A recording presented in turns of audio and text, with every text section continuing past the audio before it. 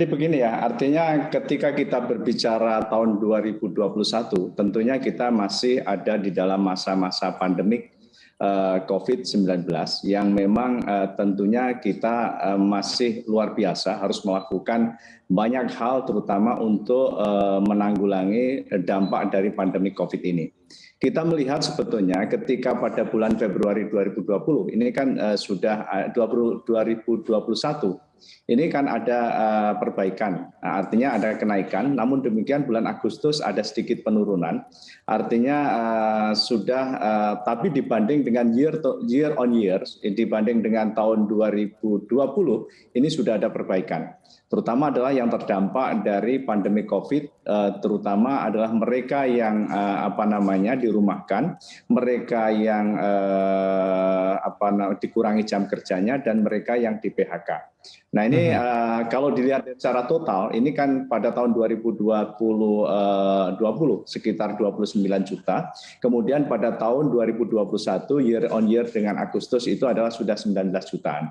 Jadi pada intinya kita melihat ada pergerakan ekonomi yang cukup signifikan, terutama adalah terkait dengan dunia ketenagakerjaan. Akan tetapi memang yang kita hadapi ini kan bukan hanya pandemi COVID ya. Ada dua hal yang menurut saya ini yang harus kita respon dengan tepat.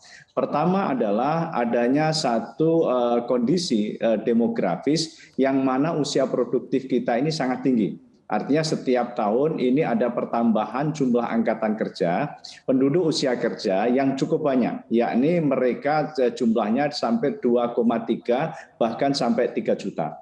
Artinya ini angkatan-angkatan kerja baru ini kan membutuhkan adanya sebuah lapangan usaha baru yang dapat menyerap jumlah dari tenaga kerja tersebut. Nah, yang kedua tentunya adalah kita juga menghadapi adanya revolusi industri 4.0, di mana kita juga melihat adanya sebuah katakanlah pergeseran dan juga adalah perubahan dari pekerjaan itu sendiri. Banyak pekerjaan-pekerjaan yang mulai menghilang dan terutama adalah pekerjaan-pekerjaan yang lebih banyak menggunakan tenaga manusia.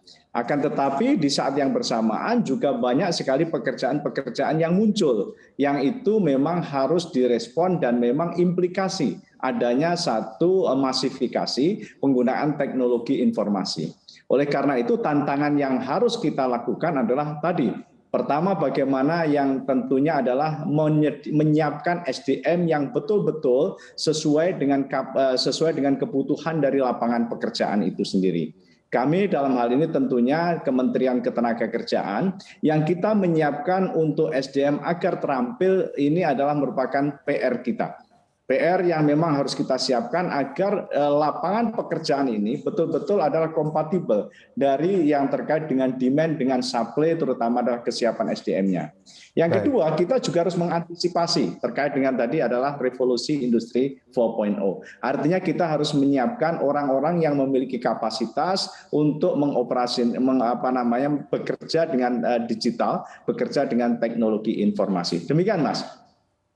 Baik. Kemudian kalau kita lihat secara keseluruhan, Pak Anwar, proyeksi pasar tenaga kerja di 2022 dan tantangannya seperti apa? Tadi beberapa sudah Anda jabarkan bahwa kita ada keuntungan begitu di mana usia produktif di negara kita memang masih cukup tinggi begitu ya untuk kemudian berkontribusi di bidang ekonomi. Tantangannya seperti apa Pak nanti dan proyeksinya seperti apa di tahun 2022?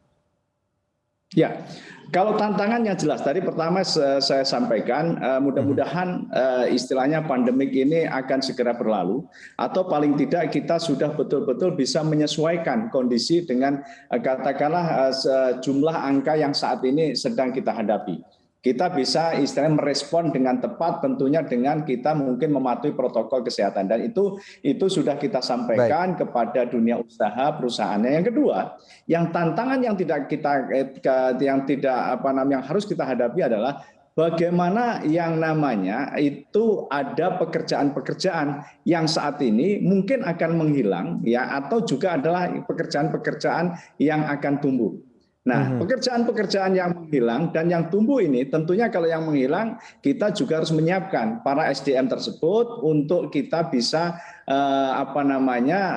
mereka bisa menyesuaikan dengan tantangan pekerjaan yang baru.